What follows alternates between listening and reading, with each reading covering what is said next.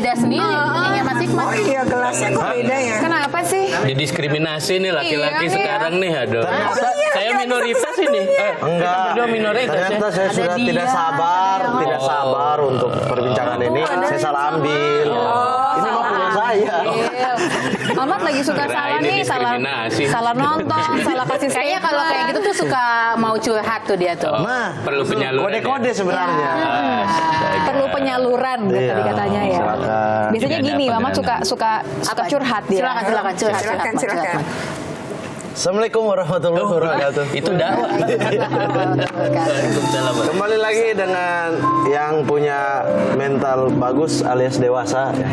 Sudah dewasa. Hari ini ada kabar yang sangat bikin kita sedih ya gitu. Ada seorang anak remaja usia 15 tahun membunuh tetangganya yang berusia 6 tahun gitu. Dia menghilangkan nyawa tetangganya sendiri loh. Ini terus jadi viral, heboh di mana-mana gitu. Padahal saya waktu dari kecil itu sudah sering menghilangkan diri saya sendiri. Maksudnya gimana, Mas? Saya sudah sering menghilangkan diri saya sendiri dari dalam kelas. Oh, bolos. Ibu guru SMP saya, maaf saya sering bolos. Iya. Ini indikasinya. Dan ini juga dalam sumur. Iya. Dan ini juga kan banyak yang punya teori, banyak yang ini ada yang bilang karena film. Tapi kan satu-satunya yang dia sendiri mengaku bahwa gambar-gambarnya itu terinspirasi dari Slenderman, iya kan? Dari Slenderman. Saya yakin ini salah satu hal pemicu sebenarnya. Slenderman ini gitu. Karena jujur saya juga waktu kecil itu saya tidak main Slenderman. Saya mainnya itu Mario Bros. Makanya besar saya suka taruh bata di kepala, suka makan jamur sendiri, masuk di pipa-pipa hijau. Tapi menurut saya ini juga yang kita miss untuk obrolkan tadi sebenarnya belum diobrolkan ya adalah orang tua yang kadang-kadang ada satu film, sebenarnya film ini mau kekerasan mau apa, tapi orang tua itu tidak menjaga anaknya. Ini umur berapa nih? Ini usia 17 tahun ke atas atau bukan? Ini kan si anak ini suka nonton Chucky gitu kan? Iya, nonton Chucky. Ya. Chucky itu kan, ini yang nggak tahu kan, Chucky itu yang boneka yang dimasuki arwah terus pegang-pegang pisau bunuh-bunuh orang gitu. Chucky kalau di Indonesia pasti pesan sate 100 tusuk ya. Chucky bolong ya. Aku tahunya boneka yang pegang suntikan. Iya. Susan. Sebetulnya kekerasan juga itu. Iya. Tapi maksudnya jangan sampai karena ibunya tuh ibu atau orang tua ya, ibu bapak itu kita harus melihat profil apa yang dinonton sama anak-anak kita gitu. Harusnya. Iya, jangan hanya lihat oh ini boneka senyum nih, bisa nih untuk anak-anak, ya belum tentu gitu. Karena kemarin saya kesal, saya nonton film sebelum Iblis Menjemput. Saya nonton di bioskop, ada bapak sama ibu bawa anaknya, anak kecil balita 5 tahun gitu, Ikut nonton. Nonton. Dan boleh sama bioskopnya. Dan boleh, ini juga untuk KPA yang ke sana, bioskop yang mana itu cepat langsung. Jangan dong. Saya disomasi nanti sama bioskop. Nanti. Urusan di belakangnya. Nanti lewat PA ya. Nanti Untuk kasih bil, sebenarnya ya segala apapun yang terjadi, bencana yang sudah ada terjadi ini juga harus dijadikan pelajaran buat seluruh keluarga Indonesia kan, bahwa tidak hanya harus mengawasi kontennya, tapi mengawasi proses tumbuh kembang itu penting, mulai dari lahir, tumbuh, lalu kemudian perkembangan apa yang sudah dicapai atau yang belum dicapai, lalu mungkin ada perilaku-perilaku yang mungkin yang sebenarnya bisa tidak dideteksi wajar. Sebenarnya sudah bisa dideteksi sejak dini gitu. Nah, perlu keluarga, perlu sekolah, perlu masyarakat sekitar. Nah, yang paling penting adalah jangan sampai itu tadi, harus tahu apa yang digambar, apa yang ditonton gitu. Iya, karena perlindungan anak itu kan bukan hanya tugas negara. Kan dikit-dikit pemerintah di mana, negara di mana gitu ya. Misal soal blokir-blokir, kan udah mulai nih kedengaran. Itu harusnya KPI melakukan pemblokiran, Kemeninfo harus melakukan pemblokiran. Ini kan hal-hal yang menurut saya juga tidak tepat. Bagaimanapun kan anak berada di rumah lebih lama dong daripada misalnya di sekolah. Kalau dari waktu anak 24 jam, mungkin 8 jam di sekolah, tapi sisanya kan berada di rumah. Artinya dalam Undang-Undang Perlindungan Anak pun ada tanggung jawab orang tua. Jadi tidak tiba-tiba negara gitu. Jadi ada mulai dari orang tua, masyarakat, kemudian negara. Nah, disinilah peran orang tua penting mendampingi. Saya setuju nih, nggak boleh libatkan Kominfo terlalu jauh. Nanti kampanye body positif dianggap pornografi. Nah, gitu. Kalau dalam kasus ini curhatnya nih. Kamu mau kampanye body positif? Ya betul. Dia nggak jadi body positif. Negara nanti negara bilang apa salah. Apalagi dalam kasus punya akses terhadap gadget. Nah, itu dalam kasus seperti ini gitu ya. Yang kemudian misalnya tadi kan Mbak Cassandra bilang ini ada juga faktor profil ya, profil psikologisnya gitu ya.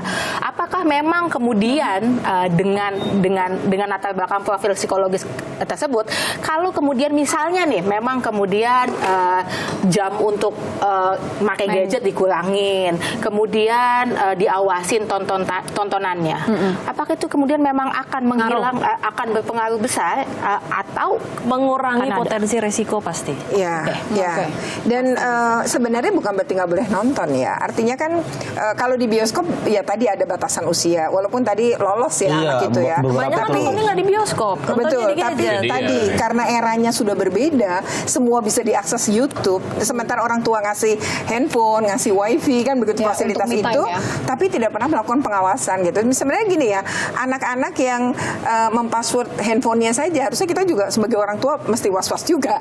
Apalagi ketika dia mandi pun dia bawa gitu. Berarti kan ada sesuatu yang dia sembunyikan. Tapi kan kalau remaja kan bisa dibilang banyak yang lagi mencari jati diri lah, banyak yang orang tua kemudian belum merasa tidak mengenal lagi anaknya karena di usia-usia yang seperti harusnya itu. Nggak terjadi si orang tua tidak mengenal anak ya. Artinya kan artinya komunikasi antara walaupun mungkin sibuk bekerja, bagaimanapun kualitas pertemuan penting ya, menyentuh anak, menyentuh kulitnya ya, kemudian memeluknya, berbicara dengan itu memang harusnya dilakukan setiap hari. Artinya anak tidak perlu cari sebenarnya pelampiasan yang lain kalau keluarganya kan hangat gitu ya, komunikasinya lancar. Ngomongin perbedaan generasi itu kemudian di dalam kasus ini kemudian polisi menemukan gambar-gambar ya atau catatan gitu.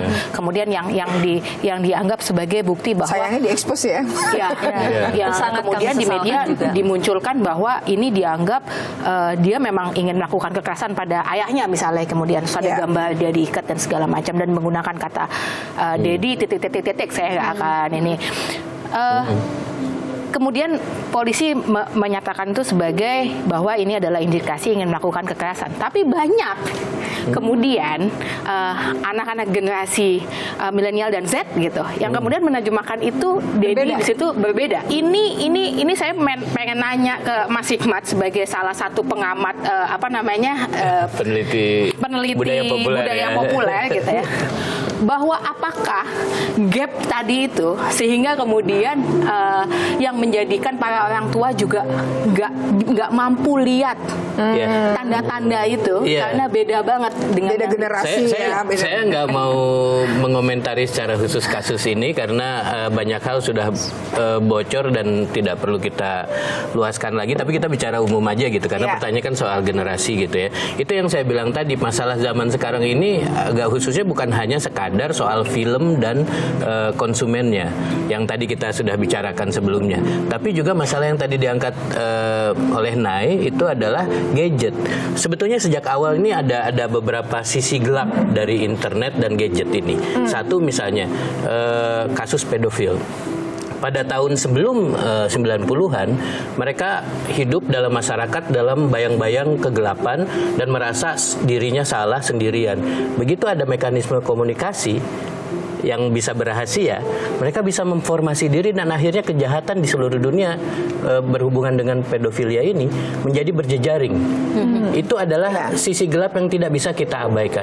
Dalam konteks ini kita melihat konsumsi film nggak hanya masuk layar bioskop yang itu pun tidak ditegakkan rupanya. Seringkali tidak ditegakkan. Saya nonton dari banyak lagi ya. Di belakang iya, kalau satu keluarga jadi kayak tontonan keluarga gitu loh, Mbak.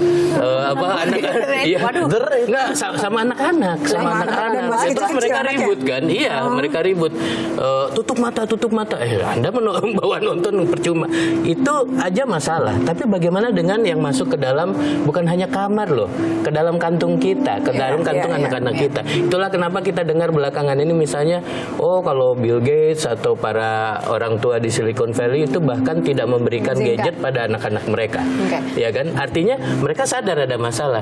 Dalam konteks ini kita harus lebih serius, bukan hanya membayangkan model keluarga yang ada di kota dan kelas menengah, di mana punya kemewahan untuk membagi waktu secara terorganisasi. tapi di seluruh lapisan masyarakat. Dalam konteks ini ada yang missing. Kalau kata ini klise kata Hillary Clinton kan it takes a village ya untuk mendidik atau menumbuhkan anak. Artinya apa? Ada wilayah-wilayah yang negara nggak ada, sekolah nggak ada, orang tua nggak ada, peer group. Nah, dalam konteks ini saya melihat strategi sekali membangun kegiatan luar ruang yang sehat ketimbang dibiarkan sendiri-sendiri mojok dengan gadget mereka masing-masing. Oke. Ya, tapi Cukup itu kembali masuk lagi akal, kepada pengawasan orang tua lagi. Ya.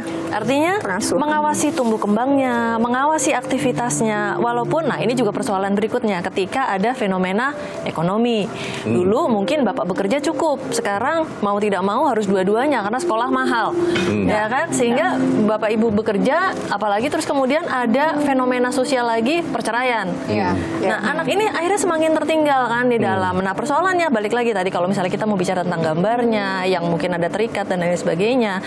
Saya sih terus terang kembali lagi bahwa kita tidak boleh lompat dan melakukan sebuah interpretasi liar. Ya, sekali lagi semua itu terhadap kasus ini harus ada pemeriksaan terhadap yang bersangkutan karena jangan sampai keliaran ini jadi akhirnya menjadi konsumsi masyarakat. Ya, tapi yang paling penting kembali lagi kepada pentingnya para keluarga Indonesia itu untuk mengawasi, memastikan proses tumbuh kembang anaknya, kegiatannya, nonton apa, baca apa, gambar apa, melakukan kegiatan apa, menarik keluar. Betul, saya setuju Mas tadi bahwa beraktivitas keluar ruangan ya, karena sekarang anak-anak sekarang kan lebih banyak mager, jablay, baper dan lain sebagainya ya. Rebahan. Generasi rebahan ya. Justru Kaum rebahan mari ya. kita kembalikan lagi ke kondisi yang tadi aktif di luar ruangan, mungkin punya prestasi dan lain sebagainya. Karena bapak ibunya juga asik sama gadget. Artinya Nah, kan itu ini juga. pengasuhan. Anak tuh kan niru juga. Tapi kan satu sisi gini Mbak, saya percaya bahwa sebenarnya kan semakin muda generasi ini kan mereka semakin pintar dengan semua akses yang ada gitu. Sebenarnya saya setuju. Seharusnya. Iya. Mereka tidak Kalau hanya tahu apa memanfaatkannya yang pas. tapi kan sebenarnya mereka tahu juga bahwa kejahatan ada sanksinya kan sebenarnya. Ya. Apalagi konteksnya menghilangkan Nyawa. Saya pengen nanti bahas itu, tapi apa? Nah, pasti ada yang kurang ya? Iya. Apa? Kalau saya semakin lapar. Oh, semakin lapar. Oke.